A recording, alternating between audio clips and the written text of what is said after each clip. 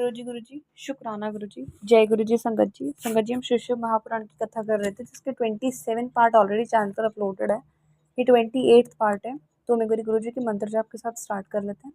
ओम नमः शिवाय, शिव जी सदा सहाय। ओम नमः शिवाय, गुरु जी सदा सहाय। जय गुरु जी। एकादशी पद्धति। स्कंद जी बोले, अब मैं 11वें दिन की जो विधि कही गई है उसे स्नेह पूर्वक आपको कहता हूँ। एक वेदी को शुद्ध लेप कर पूर्व तथा पश्चिम में 5 मंडप बनावे। उसमें पूर्व कहे अनुसार 5 देवों की पूजा करें। इसका विस्तृत विधान है। उनके दिव्य रूप का ध्यान करें। शिव कृपा से उनका सिद्ध नहीं हो सकता। शिवजी ने अपने पास सब कार्य करने वाली, नित्य अनुग्रह करने वाली 5 मूर्तियां स्वीकार कर ली हैं। उनका ध्यान करके शंख के जल से उन्हें अर्घ दें। ओम भूर्भुवः स्वाहा इस मंत्र से प्रशोक्षण आदि करें और दीप धूप देकर परिक्रमा करें।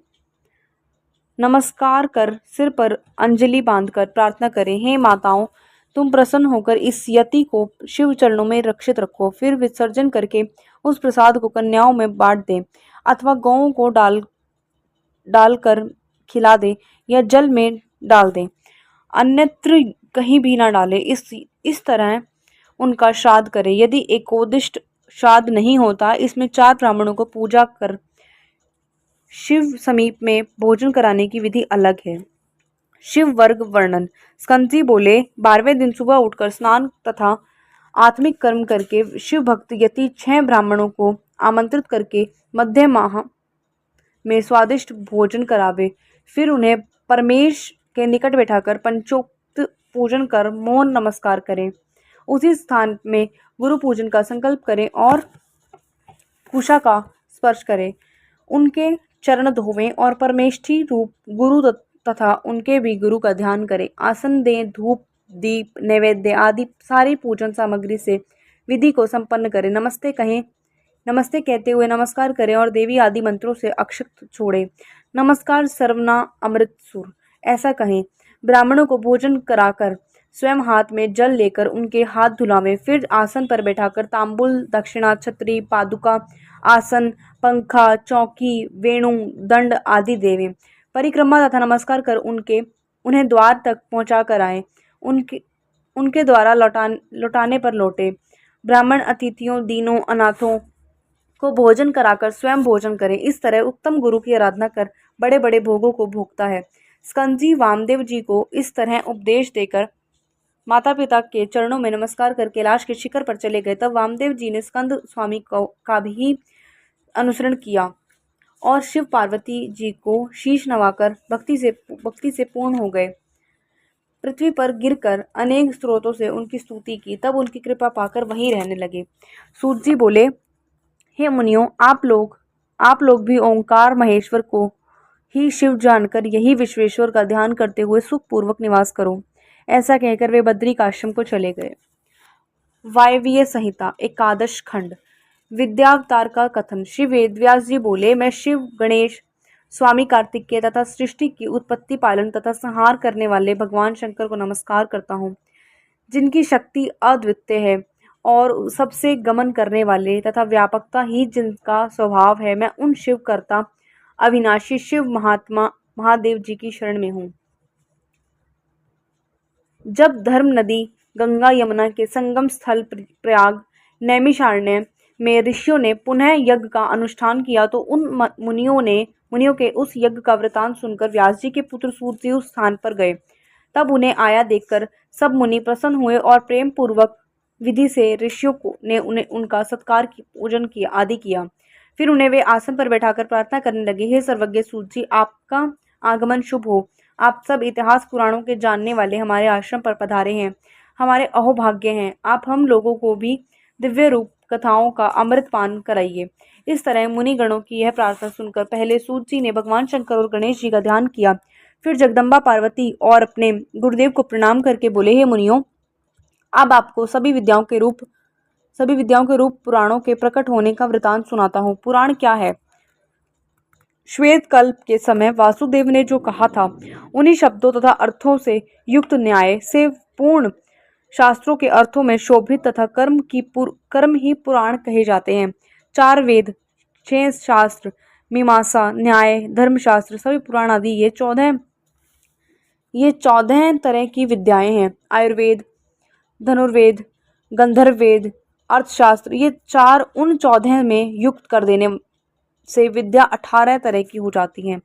इन 18 विद्याओं के निर्माता भगवान शंकर हैं। संसार की रचना के लिए सर्वप्रथम आपने ब्रह्मा जी को उत्पन्न किया और ये 18 विद्याएं ब्रह्मा जी को प्रदान की। ब्रह्मांड की रक्षा के लिए विष्णु को शक्ति प्रदान की। विष्णु तो ब्रह्मा जी की रक्षा करने वाले हैं और मध्यव्रत हैं।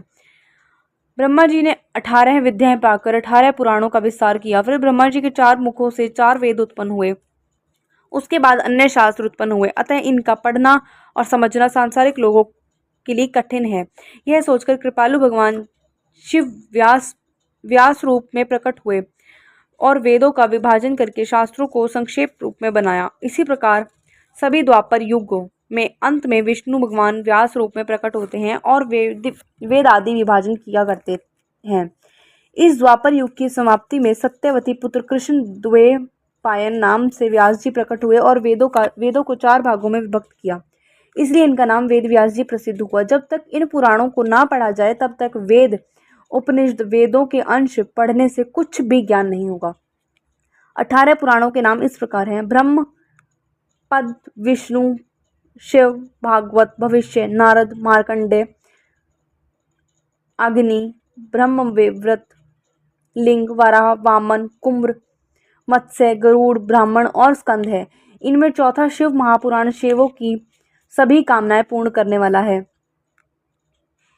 इसी शिव पुराणोक्त धर्म तथा विधि के द्वारा शिव उपासना करने से ही 3 वर्णों के मनुष्यों तथा देवताओं को शिव कथा सुनने से शीघ्र ही शिवलोक की प्राप्ति होती है, जिसे भक्ति कहा जाता है। मुक्ति की अभिलाषा से शिव आराधना ही फलदायक है। ब्रह्मा जी का मुनियों से प्रश्न करना। सूत जी बोले, हे ऋषियों, सर्वप्रथम अनेकों कल्पों के बीत जाने पर जब वाराह कल्प प्रारंभ हुआ तब सभी ऋषियों में विवाद छिड़ गया। विवाद में ब्रह्मा ने कहा, ब्रह्म कौन है? कोई किसी को बताता तो कोई किसी को ब्रह्म कहता है। किंतु जब कोई भी निर्णय ना हो सका तब सभी मिलकर ब्रह्मा जी के पास पहुंचे और प्रणाम कर उनकी स्तुति की। तब ऋषियों पर प्रसन्न होकर ब्रह्मा जी बोले, हे ऋषियों, हम एक संदेह रूप अज्ञान के अंधकार में पड़े हुए हैं और बहुत व्याकुल हैं। अतः कृपया करके हमारा वह संदेह दूर करें। हमें मालूम नहीं कि अविनाशी, नित्य शुद्ध चित्त स्वरूप परिपूर्ण पर ब्रह्म परमात्मा कौन है? अपनी लीला से संसार को रचकर इसका पालन तथा संहार करने वाला कौन है? इस प्रकार मुनियों का कथन सुनकर ब्रह्मा जी ने अपने आसन से उठकर शंकर भगवान का ध्यान किया और फिर आकर ऋषियों से बोले, नैमिषारण्य की कथा। हे मुनियों, जो मन एवं वाणी से अतीत है, जो ब्रह्मा, विष्णु, रुद्र आदि तथा मूल इंद्रियों के साथ सबको रचते हैं, पंडित जन जिनके परम आनंद को प्राप्त करके अभय हो जाते हैं, जिनकी कृपा द्वारा मुझे प्रजापति पद प्राप्त हुआ, जो सूर्य, चंद्र, अग्नि, बिजली आदि को अपने प्रकाश से आच्छादित कर देता है, उस आदित्य महेश्वर शिव जी की अनंत महिमा जानी नहीं जा सकती है। इसके समान कोई भी नहीं है। अपने अंदर से ही वे संसार को उत्पन्न करते हैं और प्रलय काल में फिर अपने ही में ही उनसे विलीन कर लेते हैं। यही सभी प्राणियों को प्रपंच में डालते हैं। इन्हें अज्ञानी, दुष्ट, पतित और अधम तो देख भी नहीं पाते। भक्तजन ही इनकी पूजा उपासना करके अपने अंदर तथा बाहर इनके दर्शन पाते हैं। इनके स्थूल रूप को देवता, सूक्ष्म रूप को योगी जन देख सकते हैं। तीसरा सूक्ष्माति सूक्ष्म, नित्य एवं अविनाशी है। शिवजी के भक्त व्रत के अनुकूल चलने वाले देख सकते हैं। शिवजी वेदों में कहे गए हैं और साधनों द्वारा प्रसन्न होते हैं। इस प्रकार धर्म की अधिकता हो जाने पर उसके द्वारा जन्म जन्मांतरों के पापों का नाश होने पर उसे शंकर भगवान को ज्ञान सहित चंचल भक्ति प्राप्त होती है। वह सभी सांसारिक विषयों से निवृत्त होकर भाव भक्ति में प्रवृत्त हो जाता है। भाव सिद्ध हो जाने पर ध्यान कार्य में निष्ठा हो जाती है। फिर ज्ञान तथा ध्यान युक्त होकर मनुष्य योग में प्रवृत्त हो जाता है। फिर तो वह मनुष्य शिव समान होकर शिवधाम को पाता है। इसी कारण हे ऋषियों, तुम भी उस ब्रह्म शंकर की कृपा को पाने का प्रयत्न करो, उसमें पर ब्रह्म परमात्मा शिव के ध्यान का अभ्यास करो। इसी के द्वारा सदाशिव में प्रेम को प्रबल करके बढ़ाते जाओ। तुम लोग ऐसा करो कि देवताओं 1000 वर्ष प्रयत्न महायज्ञ करने का संकल्प कर लो, तब उस यज्ञ की भी पूर्णता हो जाएगी।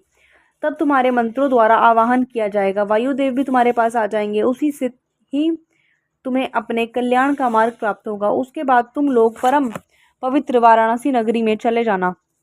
वहां पिनाकधारी भगवान शंकर जगत माता श्री पार्वती जी के साथ भक्तों पर कृपा करने वाले लीला करते हुए विराजमान हैं। इस समय मैं मनोमय नामक अपना चक्र छोड़ने वाला हूँ। उस चक्र की नेमी जिस स्थान पर गिर जाए तुम अपने महायज्ञ को उसी स्थान पर करना। यह कहकर ब्रह्मा जी ने शिव जी का ध्यान करके सूर्य के समान चमकते हुए चक्र को छोड़ दिया। ऋषि ब्रह्मा जी को प्रणाम करके चक्र के पीछे पीछे चलने लगे। वह चक्र चलते चलते किसी परम पवित्र विशाल भूमि खंड पर जाकर गिरा। वहां एक बड़ी शिला थी, उसके साथ टकरा कर उसकी नेमी टूट गई। इसी कारण वह पृथ्वी खंड पर परम पवित्र यज्ञ गंधर्वादी से नैमिषारण्य नाम से विख्यात हो गया। ऋषि लोगों ने वहां पर महायज्ञ करने की दीक्षा ग्रहण की। एक समय राजा पुरु उर्वशी के साथ विहार करता करता वहां आ पहुंचा। वह 18 समुद्र द्वीपों का स्वामी होते हुए भी उस रमणीक भूविखंड के लिए ललचा गया। मोह में आकर अज्ञान से मुनियों की स्वर्ण वेदी तक छीनने को तैयार हो गया। मुनि लोगों ने भी क्रोध में आकर राजा पर कुशा का प्रहार करके मार गिराया।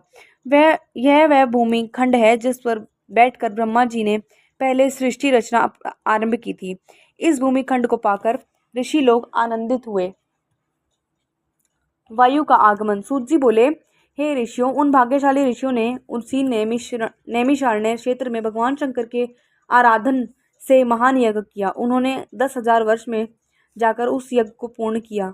तब ब्रह्मा जी की प्रेरणा पाकर वायुदेव नैमिषारण्य क्षेत्र में आ गए। देखते ही ऋषि लोगों ने उनको आसन देकर सत्कार किया। तब वायु बोले, हे ऋषियों, आप लोगों का यह महायज्ञ तो निर्बाध हो रहा है। आपके यज्ञ में कोई विघ्न तो नहीं पड़ रहा? आपने विधि पूर्वक यज्ञ पूर्ण कर लिया? वायुदेव की इस प्रकार बातें सुनकर ऋषि बोले, हमने अपना अज्ञान दूर करने के लिए ब्रह्मा जी की आराधना की थी। तब प्रसन्न होकर उन्होंने हमें यह यज्ञ करने की अनुमति दी। उन्होंने ब्रह्मा, विष्णु, रुद्र आदि देवों के स्वामी भगवान शंकर को संतुष्ट करने के लिए शिव मंत्र के जप करने की आज्ञा दी। आपके आने के लिए भी ब्रह्मा जी ने कहा था और आप इसलिए पधारे हैं। आपकी कृपा से हमारे 10,000 वर्ष का महायज्ञ पूर्ण होता है। संगत जी, आज के लिए बस इतना ही। जय गुरु जी, शुक्राना गुरु जी। ओम नमः शिवाय। शिव जी सदा सहाय। ओम नमः शिवाय। गुरु जी सदा सहाय। संगत जी, अगर आपको शिव पुराण पढ़ने में थोड़ा भी इंटरेस्ट आ रहा है तो प्लीज़ वीडियोस को लाइक कीजिए एंड आगे शिव पुराण सुनने के लिए चैनल को सब्सक्राइब कर लीजिए, ताकि जैसे ही मैं गुरु जी के चैनल पर वीडियो अपलोड करूँ शिव पुराण की, आप तभी सुन पाएँ, आपके पास नोटिफिकेशन आ जाए। तो प्लीज़ चैनल को सब्सक्राइब कर लीजिए। जय गुरु जी।